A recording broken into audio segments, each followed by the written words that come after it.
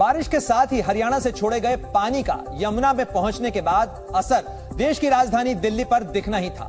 बीते 2 दिनों की तुलना में आज यमुना का पानी ज्यादा तेजी से बढ़ा और ऐसा होने पर यमुना खादर जैसे निचले इलाकों को जलमग्न होने में देर नहीं लगी। फिर तो जिस जगह गांव हुआ करता था वहां की सैकड़ों झुग्गियों ने जल समाधि ले ली। जो पूरा गांव है वो तो नजर ही नहीं आ रहा, 2-4 झुग्गियां नजर आ रही हैं। हाँ बिल्कुल, सब डूब चुका है।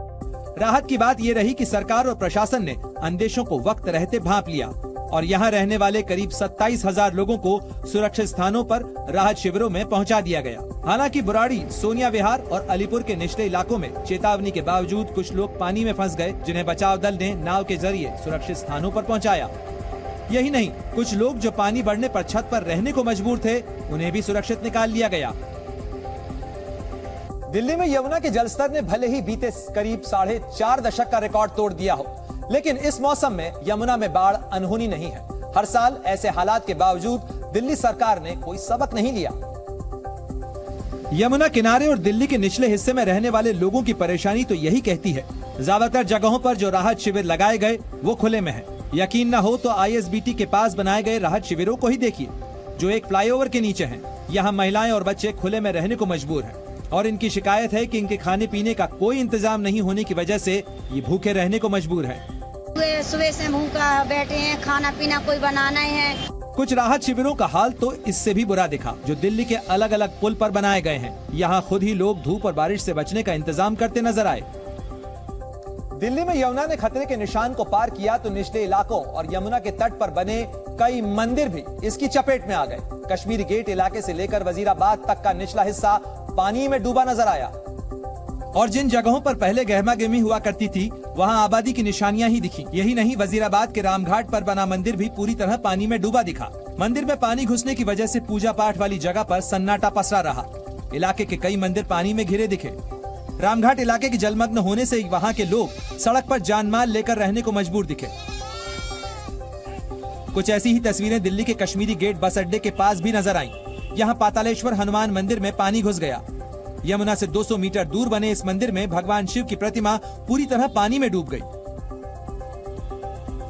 दिल्ली में यमुना में पानी बढ़ने का सबसे ज्यादा असर यमुना बाजार इलाके में दिखा। वैसे ये इलाका पानी में बढ़ने के बाद यमुना बाजार का ये जो इलाका था इसकी चपेट में आता ही है, लेकिन इस बार यहाँ रहने वालों की स्थिति बेहद दयनीय नजर आई। यमुना बाजार का पूरा इलाका जलमग्न दिखा। पानी बढ़ जाने की वजह से कुछ परिवार छतों पर शरण लेने को मजबूर दिखे तो कुछ लोग पास ही बनाए गए राहत शिविर में सामान के साथ चले गए। कुछ लोग घरों में पड़े जरूरी सामान को नाव की मदद से बाहर ले जाने की कोशिश करते दिखे। कुछ ऐसी ही तस्वीर दिल्ली के जैतपुर इलाके में भी नजर आई, जहाँ विश्वकर्मा कॉलोनी पानी में डूब गई। कुछ इसी तरह जगतपुरी इलाके में खेत खलिहान से लेकर श्मशान घाट तक पानी में डूबे दिखे।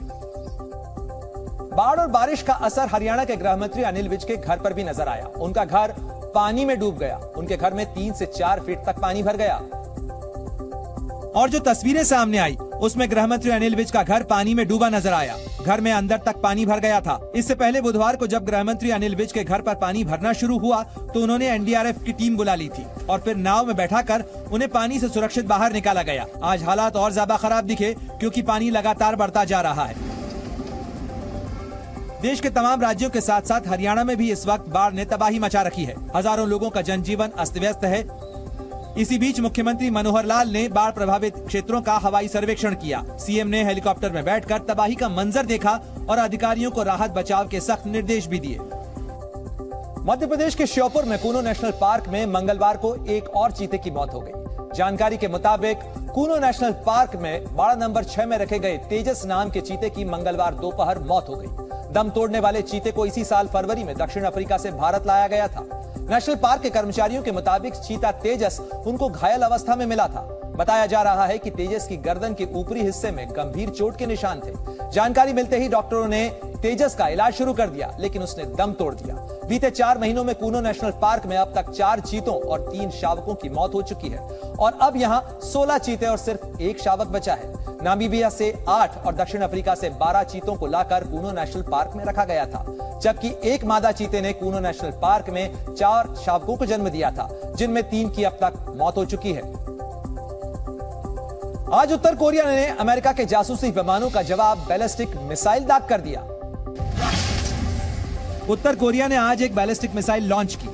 दक्षिण कोरिया ने पुष्टि करते हुए कहा कि उत्तर कोरिया ने अपने पूर्वी तट से जापान की तरफ एक लॉन्ग रेंज बैलिस्टिक मिसाइल दागी है। जापान ने इसे अपने क्षेत्र की शांति और सुरक्षा के लिए खतरा बताया है। दक्षिण पश्चिम आइसलैंड में लगातार तीसरे दिन ज्वालामुखी से लावा और गैस निकल रही है। बीते 2 साल में आइसलैंड का ये ज्वालामुखी 2 बार फट चुका है, लेकिन इससे किसी भी तरह का नुकसान नहीं हुआ है। मेक्सिको के तोलुका में नकाबपोश बंदूकधारियों ने एक बाजार में आग लगा दी, जिसमें 9 लोगों की मौत हो गई। हमलावरों ने बाजार में पहले गोलीबारी की और फिर आग लगाने से पहले बाजार के एक हिस्से में ज्वलनशील पदार्थ भी छिड़का। अमेरिका के कैलिफोर्निया की मिड वैली में झाड़ियों में सुलगी आग इतनी भड़क गई कि कई इमारतें और गाड़ियां तबाह हो गए। मौके से आग की ऊंची लपटें और धुएं का गुबार उठता दिखा। हालांकि आग लगने की वजह का अभी तक पता नहीं चल पाया है। दक्षिण अमेरिकी देश बोलाविया के एक नेशनल पार्क के जंगलों में आग लग गई है। जंगलों की यह आग अभी तक 4000 हेक्टेयर जमीन को जलाकर राख कर चुकी है। बात पते की में अब चर्चा पश्चिम बंगाल की, जहां पंचायत चुनाव खत्म हो चुका है और ममता बनर्जी ने छप्पर फाड़ जीत हासिल की है, लेकिन वहां हिंसा थमने का नाम नहीं ले रही है। बीती रात दक्षिण 24 परगना के भांगौर में दोबारा काउंटिंग की मांग को लेकर हुई हिंसा में 3 लोगों की मौत हो गई। शुरुआत भांगर के इलाके के कठियामल स्कूल से शुरू हुई, जहां वोटों की गिनती हो रही थी।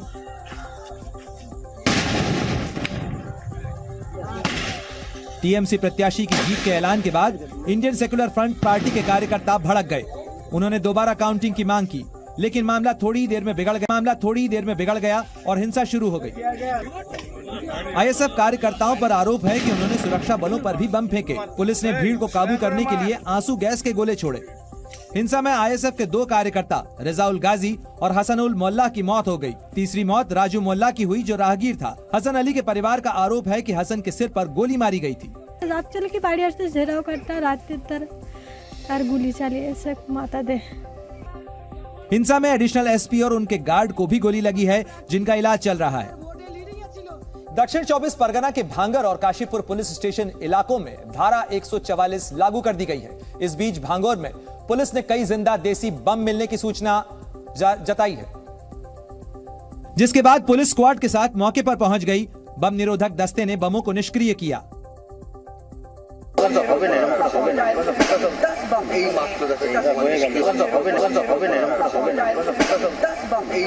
हम आपको तस्वीरों में दिखा रहे, देखिए यहाँ पर इसको किस तरह यहाँ पर डिफ्यूज किया जा रहा है और जितने भी बम सुबह से रेड्स में और सैनिटाइजेशन के दौरान बरामद हुए थे, कुछ इसी तरह से उन्हें डिफ्यूज किया जाएगा। पूरे इलाके में अभी भी तनाव बना हुआ है। पूरे इलाके में सन्नाटा पसरा हुआ है।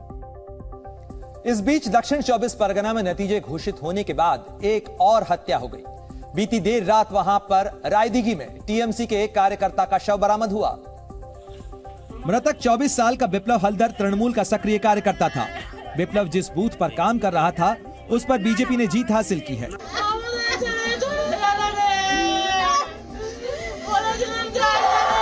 नतीजों के बाद से ही आरोप है कि उसे धमकियां मिल रही थी।